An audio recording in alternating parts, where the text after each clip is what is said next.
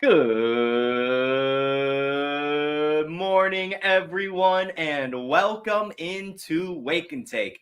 It's your boy Jason, and we have some football to talk about today. It's Wednesday, so we're just going to do a little bit of a news rundown. It's going to be fun. It's going to be great. It's going to be like a good old classic Wake and Take episode. Tons of news to talk about. I don't even know where to begin. Of course, the big stories are that Anthony Richardson and James Conner have landed on IR in between the last episode yesterday and today's episode. So we'll, of course, talk about the ramifications of that and plenty more. I found some great spicy news stories today. So sit back, relax. We've got a good one coming up today. Let's sip our coffee and enjoy the show.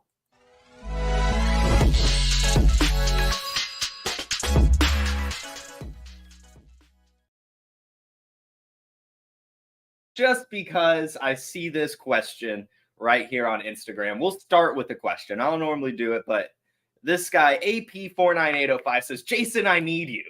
Need RB bad. You were offered CeeDee Lamb and James Cook for Stefon Diggs. I'd do it. I'd do it for sure. I mean, technically, CeeDee Lamb and Stefon Diggs are very comparable. So to get James Cook as the cherry on top, that sounds like a good trade to me. I'm a James Cook fan. Rough week last week, which presents this buy window, but he's still going to get utilized heavily. And CeeDee Lamb, while I do view him as a sell, that's still a really, really good piece to get for Diggs. So CeeDee Lamb and James Cook for Stefon Diggs. Go ahead and do that, my friend. Go ahead and do that. Good morning, chat. Good morning, big time Timmy Jim. Good morning, Anthony. Good morning, All City 617. Glad to see you guys this morning. We've got some stories. We've got some news. I want to start off with this, though. I want to share my screen. I want to show you this video just because I think it's fun, just because it's a little drama. And why not add a little drama to the morning? Now, cry later. We got something for that. Just trust. If we see them again, just trust. And we're going to put it just like that. I ain't going to put too much on it. You going to make it personal? We can make it personal. I think, it was already personal before the game started. And now, 42-10, I don't think you want to see us again. It might be a little bit worse. So for those of you on the Instagram audience, those of you listening on the podcast version, that was on Kay Adams' show. She had Deebo Samuel on playing the clip of Micah Parsons calling George Kittle's shirt that said F Dallas personal and taking it too far. But if you'll remember before the game, Micah Parsons was talking so much, not only about him, but the Cowboys, how much they'll beat the 49ers and everything. And then so Kay interviews Deebo Samuel and is like, hey, well, how personal is it? And Deebo Samuel hits it with the, well, it was personal before. We beat you 42-10. I don't think you want to see us again. It's going to be worse next time. I love that kind of stuff. I love the competitive attitude within this league, of course. And you guys know I'm a Deebo Samuel guy, so I think it was fun to see him all fired up by that. And I don't doubt it, right? I don't doubt that the 49ers would absolutely trounce the Cowboys if they met in the playoffs. The 49ers are just so good at football. And speaking of the 49ers being good at football, get this, guys, and you would have never guessed it. Brock Purdy is now the favorite to win the NFL MVP heading out of week 5. This is on Bet Online AG. That's right. Brock Purdy is the betting favorite to be this season's MVP as of right now. And it makes sense. I mean, he's leading Patrick Mahomes in basically every efficiency category, having a fantastic season. The 49ers are undefeated, looking like they won't lose a game unless they play maybe the Eagles or something. Brock Purdy, a huge part of that. We've talked about it really all offseason, right? About how, yes, he is a game manager, but he's a really good game manager. He does a fantastic job at operating the Kyle Shanahan offense, finding the open receivers frequently. As we've seen Brandon Ayuk get unlocked on this offense, it is proven now that Brock Purdy is better than Jimmy Garoppolo. Brock Purdy is better than Trey Lance. This is an option in the passing attack that was basically boom or bust, would sometimes have his weeks. Now Brandon Ayuk is hitting every single week, and a huge part of that, if not all of that, is Brock Purdy. So again, we did it on Monday. But again, I really just want to give a round of applause to this guy. I love it. going from Mr. Irrelevant to Mr. Relevant, to be completely honest, one of the best stories in this league and one of the better players really operating at a high level. It's extremely fun to watch. Extremely fun to watch. I hope he continues. I hope he keeps it up. And I think he will. Someone who unfortunately is not keeping it up for the next few weeks is Anthony Richardson. As he lands on IR, Anthony Richardson is going to miss at least the next 4 weeks. I'm assuming it's only going to be 4 weeks. From what I hear is he's not opting to do the surgery for his shoulder injury. So that means it's more than likely just a recovery period, which will be about 4 weeks. Some cases in this would only be 3, but since he went on IR, it's 4, meaning that when he comes back in 5 weeks, he'll probably be fully healthy. Back to the high ceiling Anthony Richardson. The big concern here is, will he get hurt again? This guy's been hurt in every single game, and almost every single quarter he's played, he's getting injured. It seems to come down to his play style. So I really hope he can take this time to evaluate how he's playing. Now, he probably won't, let's be honest. I mean, he'll at least think about it, give it some high-level thought, but that's how the guy plays football.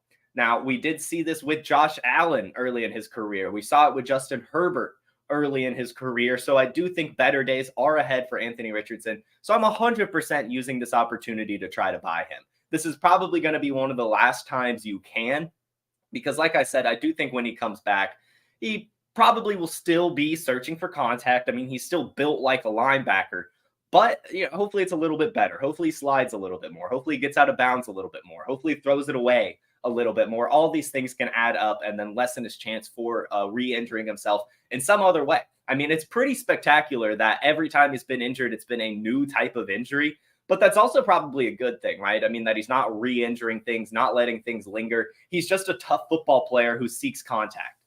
And that we thought would be okay for his size, given he's literally bigger than any linebacker in the league, basically. But it isn't. It isn't. I mean, he's so fast, so strong, and hitting people at high speeds, you're going to get hurt. So, again, he's got to watch how he plays. He's got to think about it. But still, this is a buy window. I think he'll be fine when he returns. And hopefully he can follow the Josh Allen, Justin Herbert path of getting right within, 2-3 seasons, being able to play like an actual NFL quarterback. Because we've been seeing the passing. I mean, he's been passing fine this season. Michael Pittman's had some good games. He's been making some incredible throws, like the one to Alec Pierce where Aaron Donald was literally holding him. I mean, a fantastic, fantastic quarterback. So the fact that there's even an opportunity right now to buy him means you have to. The other player that landed on IR is unfortunately James Conner. This one, honestly, probably should have been expected at some point this season. James Conner has been spectacular the past 2 seasons with the Cardinals, getting a ridiculous amount of volume. And as we know, when you get a lot of volume, usually the next season you do end up with an injury. And here we go. I think he'll be fine overall in the grand scheme of things. It's looking like it's just going to be the IR stint. It is a knee injury, and they still don't know the exact severity, so it could be more than 4 weeks. But at the very least, it is 4 weeks. Where you want to go with this is, honestly, I want to say nowhere. A lot of people out there, of course, picking up Amari DeMarcado. Some people taking chances on Keontae Ingram as well. I think it's a very high chance that neither of these people are as relevant for fantasy as James Conner. James Conner is a really good running back. He just is. He doesn't get the respect of that, but he's performed time and time and time again. Amari DeMarcado will get some usage, will probably score a couple touchdowns, but I don't think he has the ceiling, of course, that James Conner does. And I do still expect Keontae Ingram to be used. I'm almost expecting a committee approach here. Keontae Ingram was the backup running back before being injured and has been just battling this neck injury the past couple weeks and hasn't been able to have game time, which opened the door for DeMarcado. But I do believe as next week, when Ingram is healthy, they will probably turn to him just as much as they turn to Amari DeMarcado. And that means it's probably not going to be that good for fantasy football. I mean, we're talking about between the two, maybe 80 total yards and maybe a touchdown or two split between them. And that's going to be hard to start. So if anything, in one league, and this is a very, very deep league that I'm doing this, I have both Ingram and DeMarcado. I'm probably going to start both this week because I also had James Conner, and now there's a hole in my roster, And I think that they might combine to be fantasy relevant, but I don't see either one of them being individually relevant. I definitely do think you need to pick up Keontae Ingram. There's still an outside chance that he gets to be the starting running back when returning to the roster. So really keep your eye on that. And if Ingram wasn't picked up in your league, but DeMarcado was, go pick up Ingram and see what happens. Obviously, don't start him yet, but he's definitely worth rostering to see what happens. And then, I mean, if DeMarcado gets injured, God forbid, right? Then you're talking about a true bell cow in Ingram and the other way around. So both of these guys need to be rostered, but I don't think I am comfortable enough to start either one this week until I see how the usage goes between the two. Because like I said, I do still think that Keontae Ingram will have a role in this offense and will get utilized. He did a decent job last year and was looking okay this season as well. So I'm not too confident in DeMarcado. And I guess I probably should go back to Anthony Richardson real quick because I didn't even mention Gardner Minshew. Gardner Minshew so far has had 553 pass yards, 2 touchdowns, and 0 turnovers. He's had a very high completion percentage, not taking many chances, not turning the ball over. That's what you can come to expect for him over the next 4 weeks. I do definitely believe that you can get away with starting Gardner Minshew in your superflex leagues. I think it'd be totally fine. He's got good weapons. Jonathan Taylor is back, and he's been winning games and staying competitive. Gardner Minshew, a good 20-point type player. Not much ceiling, of course, as he's only had 2 touchdowns in 3 games, but still a decent floor and a potential for a nice outing. So Gardner Minshew, I'm definitely going to pick up if he's still available in some of my superflex leagues and looking to start him if I am quarterback needy. Speaking of being quarterback needy, the Cleveland Browns are having some issues. They don't really know what's going on with Deshaun Watson's shoulder. They know he's injured, and they know he's not 100%, and they know he probably can't play. Tom Pelissero reports that it's a rotator cuff contusion, but he just says that's from sources, so I'm not going to read too much into it. All we know is that it's a shoulder injury. As we know, he sat out week 4, and Dorian Thompson-Robinson was given the start. He did not play well. And well, this week, returning from the bye, Deshaun Watson did not practice Monday. He did do some throwing yesterday, but still not padding up, still not full practicing, still looking like he's not going to play this week as well. And so you're probably asking, Jason, is Dorian Thompson-Robinson getting the start again? No, he's not. That start was so bad to Cleveland, the front office, the coaching staff, DTR himself, that PJ Walker is reported to be the starter this week. If Deshaun Watson is unable to go, I'm taking some speculative shots on PJ Walker right now before the actual news comes out that Deshaun Watson will be sitting. Definitely something to keep your eye on. And as we mentioned, needing quarterbacks in superflex leagues, I think PJ Walker could be a very, very interesting option.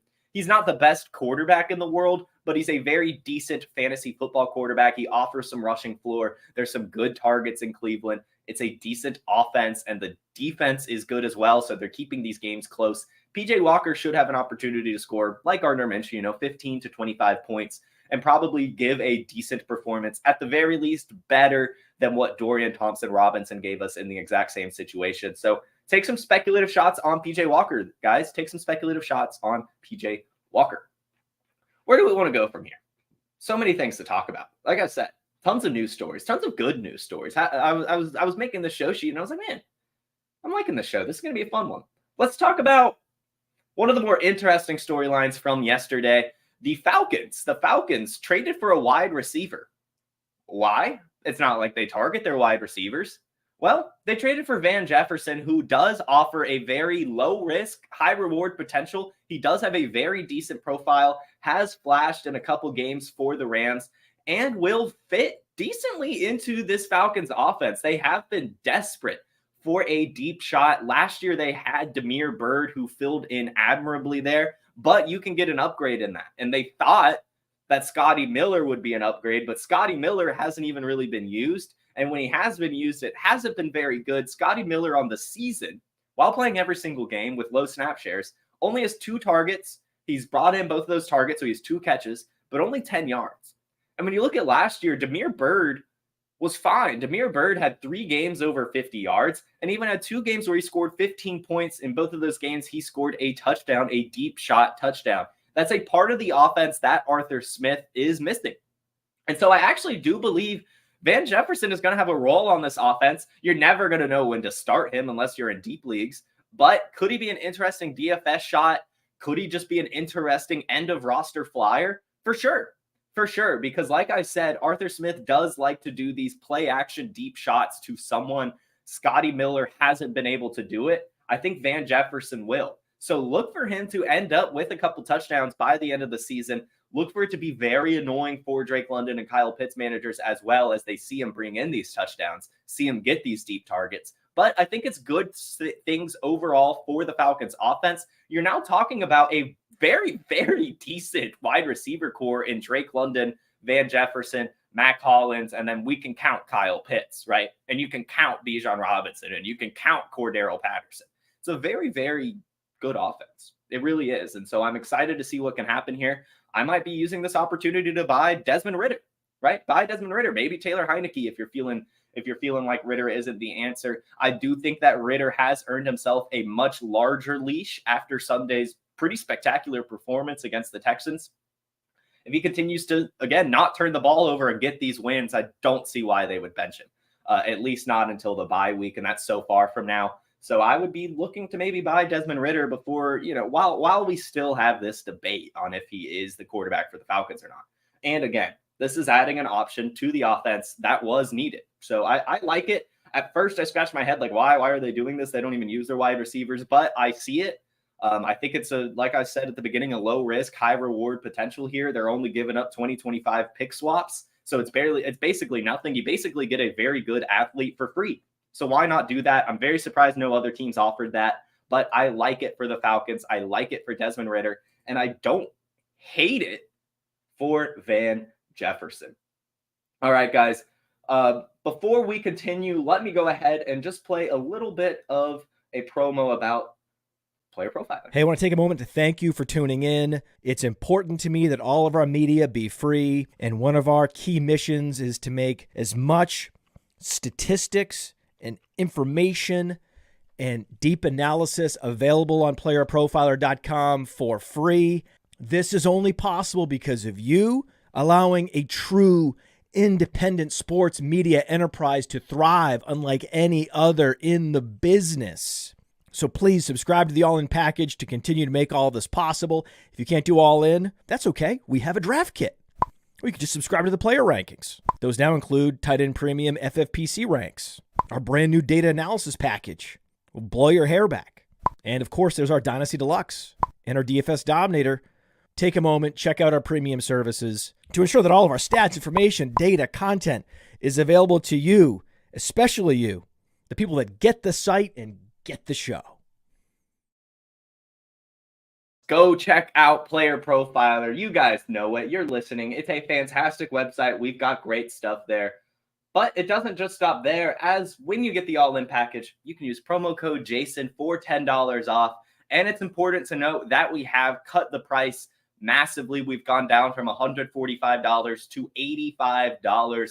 Throw my code on there. You're getting another $10 off. What a deal. Fantastic tools beyond just the Player Profiler website, but the DFS Dominator, the Dynasty Deluxe. You can get all the trade tools. It really is fantastic. So go check that out today, guys. Let me bring my head up a little bit. I shrunk. All right. Let's talk a little bit about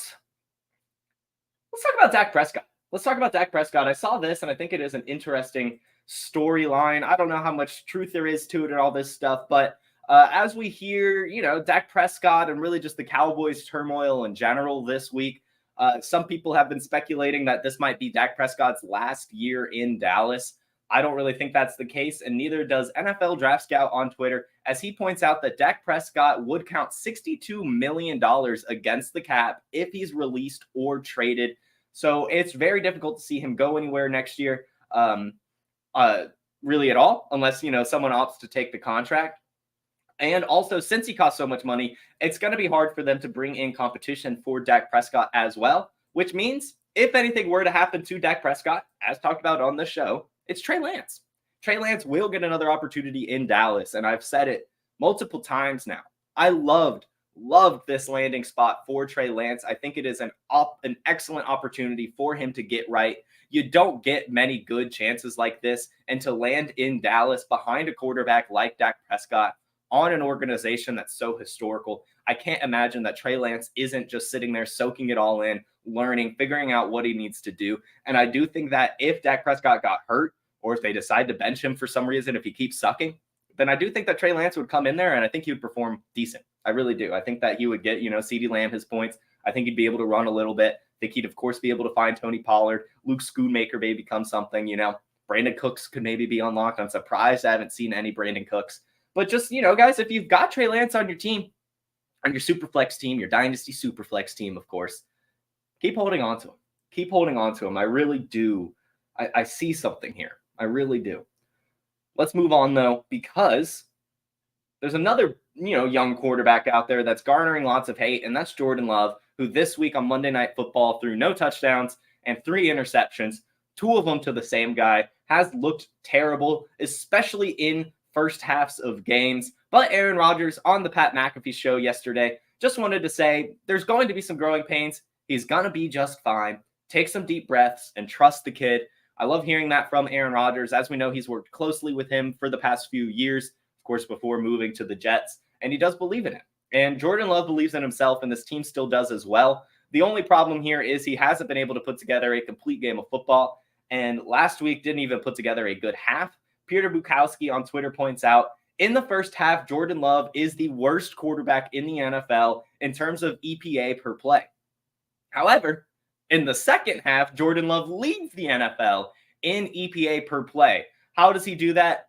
I don't really know. What that tells me is that you need to be trading for Jordan Love right now, because week 9 and onward, he's going to be leading the league in EPA per play for the second half of the season. Bad first half quarterback, but throwing him in there for the second half, I think he'll be fine. And I'm not panicking about Jordan Love either. You're allowed to have some bad performances. No one was out there when Sam Howell threw the 4 interceptions against the Bills, screaming, saying it was over for Sam Howell, that Jacoby Brissett is going to get the start, or they're going to re-sign Carson Wentz and bring him in.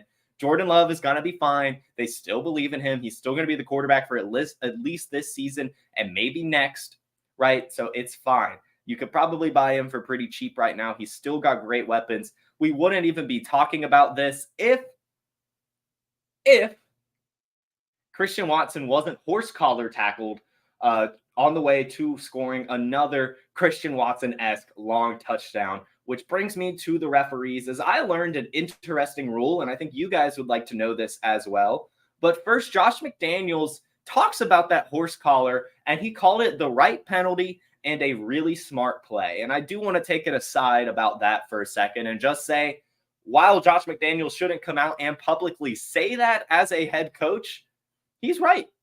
That penalty by Marcus Peters was smart. It's a tactical foul, right? You're preventing a touchdown by doing that. And I also want to commend Marcus Peters for it not being a true horse collar tackle. Yes, he grabbed the back of his collar, but he didn't pull him back, make him buckle his knees and all that. He grabbed him to pull him a little bit closer so then he could do a safe tackle on Christian Watson. It wasn't egregious. It wasn't that bad. It was just a good play. It was a good heads-up play. We see this in every sport, right? You just commit fouls to prevent touchdowns. That's literally what pass interference is. Yes, it's a little bit more egregious than just some pass interference, and it sucked for our fantasy football teams, but it was a good heads-up play. It was a good football play. So, I do want to shout out Marcus Peters for that. However, I did learn that the NFL has a rule where if penalties are deemed palpably unfair, referees can award a touchdown. This is in Rule 11, Section 2, Article 1E. A touchdown is scored when the referee awards a touchdown to a team that has been denied a scoring opportunity by a palpably unfair act. This has never come into practice, but I guarantee it will begin to come into practice at some point this season.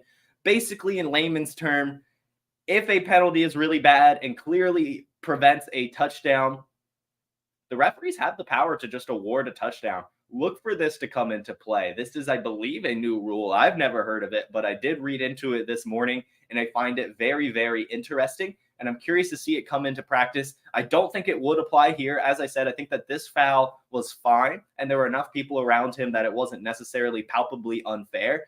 But I'm sure that there is a situation that this could come into play, and I'm definitely curious to see what it would be.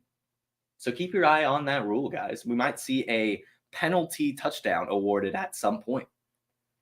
Let's move on to Sam LaPorta. As he is on a historic pace as a rookie tight end.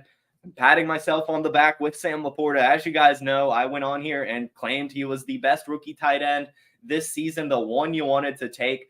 I laid it out saying that with Jameson Williams being suspended and there not being many other pass-catching options and Amon-Ra St. Brown taking over the middle of the field, Sam LaPorta is going to be open. He's going to be thrown to the wolves, and he's going to get fed because there's no one else to feed. And he's done a fantastic job with that, way exceeded my expectations. He is the only tight end in NFL history to post at least 275 receiving yards and 3 touchdowns within their first 5 career games.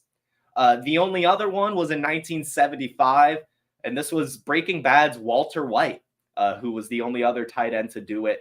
And I don't know what happened in his career. I haven't heard the name outside of Breaking Bad, but still something to note. And Sam LaPorta on a historic pace, looking fantastic. Congratulations to everyone that drafted him. I unfortunately wasn't able to get any Sam LaPorta shares despite me being high on him. Just a little bit, would always get sniped on him, unfortunately. But glad I at least called it. Glad he's looking good. And someone else who, of course, is looking good is just the Miami Dolphins as a whole. I saw this stat and was like, that's hilarious. As we all know, the Dolphins scored 70 points in week 3. The Giants and the Patriots haven't even scored 70 points this season. The New York Giants have scored 62 points so far this year, and the Patriots have only scored 55. The Dolphins outscoring both of those teams' season points in only 1 week. So shout out to the Dolphins as they are just spectacular. One of the best offenses ever right now. The greatest show on surf, as I've been hearing. I like that name. I think that's a fun one. Another big story right now that we have to keep our eye on, especially as some offensive lines, the New York Giants, need some help. And La'el Collins is working out with teams right now. He worked out with the Jets yesterday, and he's visiting the Giants today or tomorrow. Both teams, of course, need some help. So just keep your eye on what happens with La'el Collins. That would be a very, very good boost for whatever team ends up signing him. He could really help an offensive line. Someone else who needs some help, right? Bill Belichick. Bill Belichick right now on the hot seat after the Patriots are off to such a bad start, as mentioned, right? Haven't even scored as many points as the Dolphins did in one game, only 55 points through the year. And it seems to just be coming back to Bill Belichick. I think, for me, I would just fire him as a general manager before firing him as a coach. But, it doesn't always work like that. And I just saw an Athletic article from Jeff Howie who said, if you think Robert Kraft won't fire Bill Belichick, you're wrong. And this goes back to an episode. We talked about this over the offseason, what could happen with Bill Belichick, if he's on the hot seat or not. I just felt if it gets to a point where he thinks he's going to get fired, I think Bill Belichick would just retire. I really don't think he wants his legacy tainted like that, but it's definitely possible as he is a very, very stubborn guy, and nothing seems to be changing. Like I said, I would just start with removing his general manager duties. He's very bad at it. He can't evaluate talent for the life of him, especially on the offensive side of the ball. He values, cheap players way too much, doesn't want to bring in the right players. And then when he finally hits, right, in Jacoby Myers' case, he lets them go. And he brings in a worse wide receiver in Juju Smith-Schuster for the same amount of money. Just really, really terrible management from Bill Belichick. He's still a great defensive mind and football mind, so I still personally believe he's a really good coach. But the problems to me arise from his general managerness. So that's where I would begin. But it doesn't look like that. As things continue to look bad, it looks like he will just be all out fired, and the Patriots will move on from him in general, which is honestly sad to see. Obviously a historic Hall of Fame head coach right here, falling from grace. You never like seeing that. And finally, guys, obviously sad news at this point as he's not playing for the next few weeks, but I guess I'll just pull up the Dolphins thing. I didn't make the overlay with his face on it, but I saw a good stat about Devon Achane. And see, I said it right this time. I'm not going to go on a rant about how to pronounce his name. This is from Reddit user Leading Tip 0. A lot is made of Devon Achane's ridiculous 12.1 yards per carry. But if you take the longest run out from each game, he's still averaging 7.5 yards per carry. Devon Achane, a true star. I know that he is injured right now. I know he's out for the next 4 weeks. But when he comes back, he's going to be fine again. So you've got to be using this opportunity to buy Devon Achane. That is ridiculous that if you take away his longest breakaway run from each game, he still averages 7.5 yards per carry. Just absolutely phenomenal efficiency from the rookie. Great running back. Go buy him while you can. All right, guys, that is all I have for you. I see a ton of comments here. My God, thank you all for tuning in, and thank you all for engaging so much. Let's answer some of these questions. Let's go with just sold Puka for a 24 first. Thoughts? I don't know. I think I would have asked for a little bit more. I think personally I would be giving up a first-round pick for Puka Nacua. But if that ends up being an early first-round pick, I think you're sitting pretty. Obviously, that could end up being Marvin Harrison Jr., who definitely projects to be a little bit better than Puka Nacua. But, I mean, Nacua is getting a ridiculous amount of volume and playing really, really well. I do think he is the truth. So I would have probably just held on to him, especially since he's young anyway. But it's not the worst thing in the world. I mean, this is a guy that you technically probably got for free. So to get a first-round pick, it's not the worst thing in the world. I definitely sold my only Puka Nacua share for much less. So I'm beating myself up over that. But, you know, that's fantasy football, right? Sometimes you make mistakes. I don't think it's that bad of a move. I think you did fine. And if that does turn into a early pick, you'll definitely be good. Let's see. Would you pick up Zach Moss over Roschon? No, I would pick up Roschon over Zach Moss. I know Zach Moss just had a fantastic game with Jonathan Taylor back, but Jonathan Taylor's usage is going to go up and up and up and up and up. And Zach Moss is going to have less opportunities to break away those long runs, which I honestly just don't think he's talented enough to do on a regular basis. So yeah. Do you think Kendre Miller gets more touches? Yes, I do. I mean, he got a really good amount of touches. I think it was like 12 carries and 4 receptions, if I'm not mistaken. This Sunday, with Alvin Kamara being fed to a ridiculous degree, I do think Kendre Miller will get some more touches as he is a rookie, as he's explosive. Yeah, they'll give him the ball. I mean, I don't think Jamal Williams is going to come back to much opportunity here. I think it is going to be Kamara and Miller. Let's see. Who would you rather have rest of season? Deontay Johnson, Rashee Rice, or Jerry Jeudy? I would probably go with Jerry Jeudy. I mean, I think, you know, obviously he's attached to a Broncos offense that's been throwing the ball a lot, but also he could end up being traded to a team like the Panthers where he'll be the number one option. Again, I do still believe in Jerry Jeudy. He's still, to me, a really good wide receiver. I think one day he will at least meet or come close to meeting his first round draft capital. So out of these, I would go with Jeudy. I am not really trying to latch on to any Chiefs wide receivers, really now or ever. The only Chief I want is Travis Kelce, Isaiah Pacheco, and Patrick Mahomes. Let's see. Sold Puka, Damian Harris at a 2024 third last week for Devontae Smith and a 2024 first. This is where I like it. I think that this is essentially Puka Nacua for Devontae Smith, and then you've somehow also got a first thrown in for some really bad assets. Damian Harris is not going to be usable at all. And who cares about your 2024 third? This is a huge win for you, Brian. I love that move. Let's see. You could, Danny from the last question says that he could potentially get all 3. Rice is probably the 2 to Kelce. But yeah, and Deontay could be the pick at safety blanket. I'm not a big Deontay Johnson guy. I'm really not. I think it's George Pickens, man. I really do. Let's see. Dumb rule to the referees being able to allow a touchdown. Yeah, probably, but it's interesting. Would you drop Hunter Henry for Logan Thomas in PPR? I think so right now. I mean, Logan Thomas is being utilized a lot. And as we know, with Eric Bieniemy's time in Kansas City, he does like the tight end. He does scheme them open. So I think that that is a decent move. And you're not comfortable starting Hunter Henry right now, even if he was really good the first couple weeks. Let's see.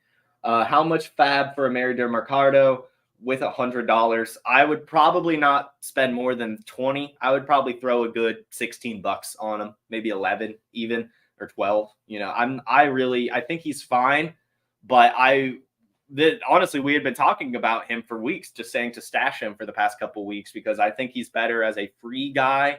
It's very hard to decide how much fab to spend because I do think Keontae Ingram has some usage. Josh Dobbs is probably going to run a little bit more as well. I don't know. I don't know how much ceiling is actually there for Amari, but of course, floor is there, which is good, right? I mean, this is a decent option here. Would you trade Lamar Jackson for Russell Wilson and Kyron Williams? I would hold on to Lamar. Roschon or Jerome Ford going forward? I think Roschon. I know Jerome Ford is the guy right now, but it's looking like Roschon's going to be the guy for the next couple weeks, and we've been on him all off season. I think that I would be leaning the Roschon side. Is buying Darnell Mooney for a 2024 third a decent move as a contender? I don't think so. I think that that's a fine move. I mean, you would honestly hope that your third round pick turns into Darnell Mooney. And outside of last week, he was looking decent. So yeah, I think that that's a fine. I think that's a fine one.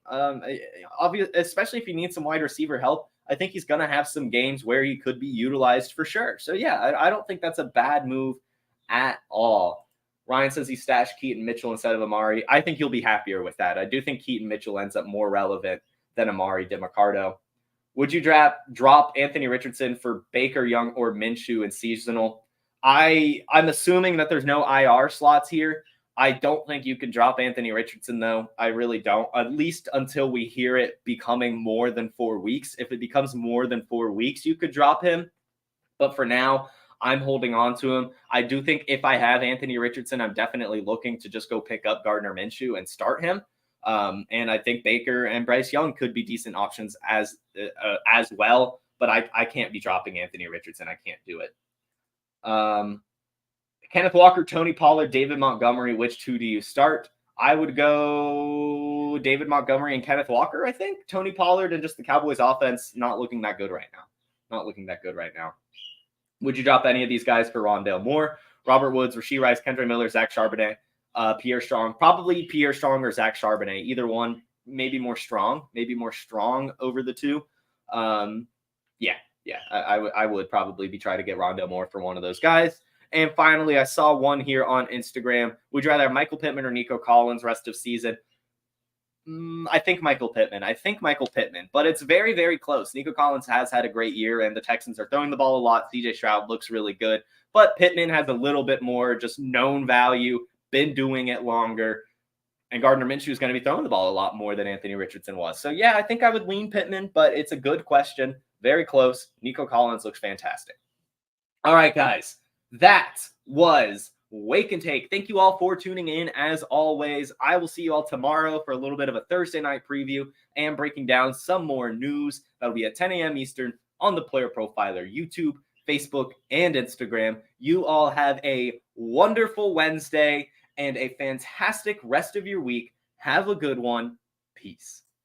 Hey, I want to take a moment to thank you for tuning in. It's important to me that all of our media be free. This is only possible because of you, allowing a true independent sports media enterprise to thrive unlike any other in the business. So please subscribe to the All In Package to continue to make all of this possible, to ensure that all of our stats, information, data, content is available to you, especially you, the people that get the site and get the show.